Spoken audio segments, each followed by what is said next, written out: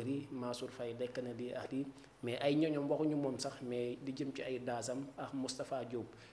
ak Moustapha Ndiaye ak Moustapha Dieng bi nga xamante ne dañ daal di nañ am bénéficier d'un non-lieu bu ñu sukkandikoo ci GFM wala sax ci beneen source ki nga xamante ne mooy Bassirou Fofana daal di koy xam ne est-ce que ndogal gi leen doon na lu la bett. Cheikh déjà man yaakaar naa jour bi ñu ko waxee fii l'affaire Mansour Faye bañ ko libéré laa la woon tout ça pour ça la montagne a accouché d'un souris yaakaar naa noonu laa ko waxoon fii te le dossier est vide ñun ñëpp xamoon nañ loolu parce que mënuñu accuser un ancien ministre ci li nga xamante ne si moo nekk mbirum surfacturation alors que les DAGE entre autres ñoom fi te gis nañ liñ ko téye pendant 4 ou 5 mois en prison jour bi l'ancien ministre du commerce Assome Diatta bi mu demee pour témoigner dañ ko daal di libéré bi mu témoigner ci ministre bi seen libéré Mansour Faye pour dire justement que ni ñoom amuñu woon loo nga xamante ni si moom lañ koy toppee léegi nag wax ji mooy li ma waxoon keroog rek yàq nañ ci deram diaboliser ko ñëpp ni Mansour Faye dafa sàcc ñu accuser ko de détourneur de deniers publics accuser ko de voleur accuser ko de délinquant financier amul lu ñaaw lu ñu ko foogul léegi nag mu ngi nii jeex na tàkk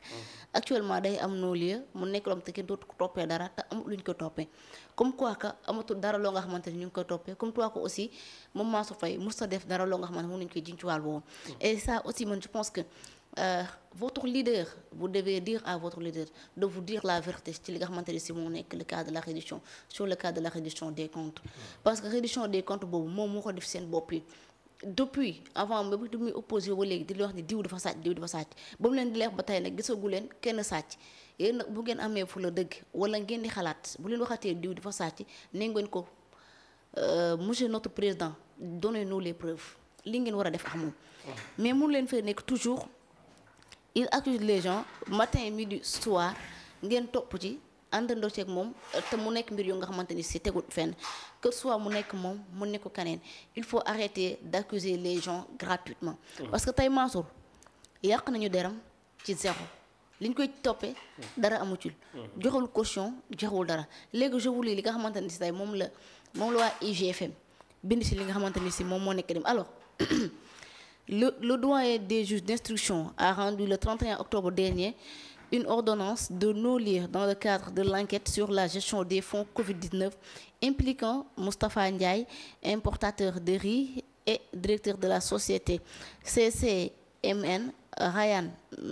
HM, nekk propriétaire de la chaîne de restauration Planète Kebab, ainsi que Mohamed Dieng, poursuivi pour complicité. ñii la ñu boole woon jàpp leen ci li nga xamante ni si moo daal di nekk bi lépp dossier de surfacturation concernant li nga xamante ni moo nekk mbirum ceeb bi di fonds force Covid-19 bi alors ñoom ñëpp juge bi jox na li nga xamante ni moo nekk ordonnance de non-lieu. Alors sur ce aussi kon ngeen xam ne les 3 hommes étaient mis en cause pour détournement de deniers publics et faux en écriture de commerce privé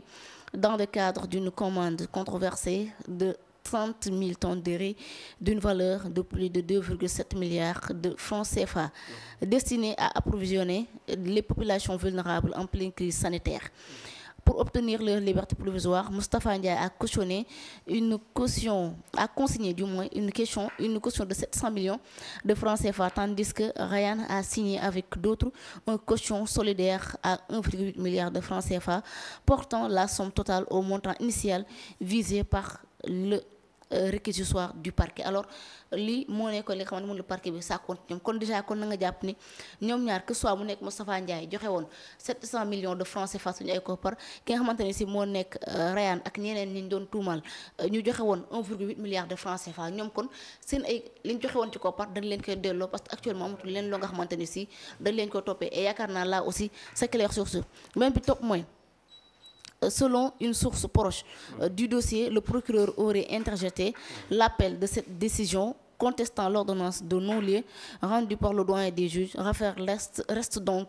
susceptible d'évoluer dans les juridictions compétentes. Alors sur loolu li nga xam ne mooy que ni buñ sukkandikoo ci ay sources yu ñu jógee dossier bi loolu mooy que ni le procureur il paraît que le procureur dafa interjeter benn appel ngir contester décision boobu moo jóg ci li nga xam moo nekk l'ordonnance de non-lieu bi. Alors la question que je me pose mooy pourquoi procureur bëgg a contester li nga xamante ni moo nekk seen décision de non-lieu je ne sais pas xaw ma loolu moo motivé procureur mais en tout cas quoi qu'on puisse dinañu xam ni ce dossier est vide te yaakaar na jour bi ñu libéré Mansour Faye li nga xamante ni si moom de ses avocats bëggoon mu nekk li nga xamante ni moo nekk un non-lieu déjà loolu lañ jox mu nekk actuellement les batailles c'est autour c'est autour de cette non-lieu fexe du Mansour Faye amee non-lieu loolu lañ doon sax comme actuellement je pense que bàyyi nañ ñi nga xamante ni si ñoom ñoo nekk les DAGE ak ñi nga xamante ni si ñoom la ñu dénkoon le marché du riz et je pense que lii des mooy que ni justement ñu jébbal benn ordonnance de non-lieu à Mansour Faye nga xamante ni dootu na am leen luñ ko toppee et je pense que là aussi ce régime là war na cee bàyyi xel ñu xam ni gis nga leen dal ci dossier Mansour Faye moo leen di dal Lat Diop moo leen dal ci Farba parce que gëm naa ne li ner na ci tax Lat Diop il paraît que bientôt dina génn il paraît que bientôt dina génn yàggatul incha allah espérons que ngénte bis bu génnee tamit nañ jàpp ne dina am li nga xamante ne si moo nekk ab non-lieu parce que dossier bi ku ne xamoon na ni ay tuuma yoo nga xam ne teguñu ko foon fenn kese la c'était juste yoo nga xam ne ñoom ñoo ko foon pour nourrir justement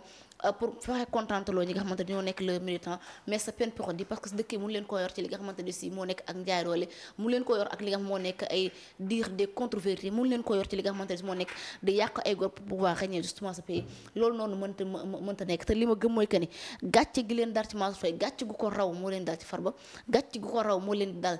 ci ki nga xamante ne si moo daal di nekk Lat Diop gàcce gu ko raw moo leen dal ci Tahirou Sarr gàcce gu ko raw aussi moo leen nar a dal ci Dan Sarr moo leen di dal ci Khadim Ba ak entre autres ñeneen léegi nag gàcce yëpp boo ko boolee gàcce gi gën a flagrant mooy le cas de Abdou Nguer ak le cas de Badara Gadiaga xam naa ñoom yaakaar naa ñëg li wolof ñu tuddee ñëg gàcce moo tax ñu téye Abdou Nguer ba tey ci biir kaso bi parce que amuñu dara loo nga xamante ni si moom lañ lay toppee et je pense que la justice doit justement prendre ses responsabilités ci genre mbir yooyu nga xamante ni si mu ngi am ci réew mi nekk ci ay dérives de la justice waruñu koo jël di ko instrumentaliser wala di ko utiliser pour liquider ñeen ñoo nga xamante xëy na bokkuñu ak ñoom ay pensées chères et aussi li ma gëm sur le cas de Mansour Faye laa yàgg gëm que ni le dossier des vides amul lu ñu toppee Mansour Faye kon nag justement ñi nga xamante ñoo fi nekkoon na Mansour Faye sàcc la mën nañ ko nangu peut-être les gens disent que Mansour Faye il était arrogant bu mu nekkee ci régime bi loolu ñoom seen appréciation personnelle la sama yoon nekk parce que c'est kuma ko ak moom mais quoi qu'on puisse dire mooy que ni li ñu koy jiiñ def ko te dëgg heureusement bu joxe wudul li nga xamante ne moo nekk caution tëdd na ci prison bi dignement génn na dignement am na benn ful boo nga xamante ni si gagné na ko tam Mansour Faye na nga xam ne li mu gagné bi ñu ko tëjee ci biir kaso bi li mu am ci sympathie amaana bu tëdd woon di ko am kon je pense que Pastef aussi ñu ngi tabax ñoo nga xamante tey ëllëg mën nañ koo faire mal et je pense que war nañoo mën a éviter loolu mais nag comme vraiment on a des gens yoo nga xamante ni si ils sont orphelins de leur propre mémoire déjà pour ñu mën a scinder li nga xamante ni si moo xew ci dëkk bi ne actuellement xamuñu ko ils n'ont pas de politique claire bu ñu mën a teg xamuñu fu ñu teg ay seen tànk lii rek la ñu mën a am ba fa xastal seen bopp. ok jërëjëf am na solo je sais pas ndax non-lieu total la ou non-lieu partiel mais gis nañ suñu benn naataango moom di daal di wax ne ci boppam mu ngi xaar li nga xam ne mooy la haute cour de justice pour ñoom tamit ñu joxe seen non-lieu la question que je me demande mooy est-ce que tey ñi la am acquittement ñu baal leen yoon baal leen ne defuñu dara day firnde que ne maanaam haute cour de justice doit faire la même chose du point que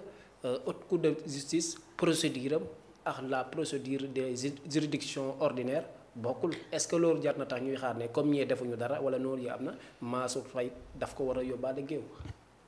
voilà xam nga non-lieu total ou non-lieu partiel lu ci mën a xew non-lieu la mais je pense que normalement Mansour Faye war na am li nga xam ne moo nekk biir non-lieu total parce que dossier bi dara nekku ci mënuñu ko jiñ dara bu ñu demee ba Aminata Assome Diatta moom mi nga xamante ni si moo nekkoon le ministre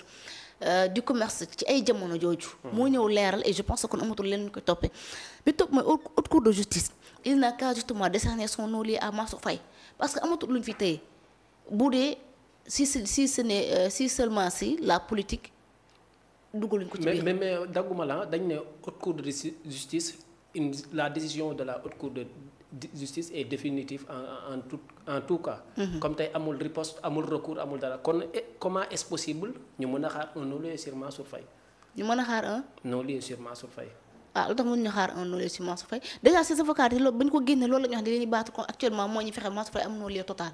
parce que li ñu koy toppee ñoom jàpp nañ ni def ko kay kon kay li gën kay mooy wax dëgg yàlla ñu wutal ko non-lieu bu ko defee mu gën a set parce que actuellement tamit Mansour na xam ni ku ñëpp tuf li mu tooy mais moo ko daloon ci ay jamono yàq nañ dara mais bu amee non-lieu justement bañ teg ko ñëpp gis ko comme non-lieu bi nga xamante ne si waa ji ci primature ba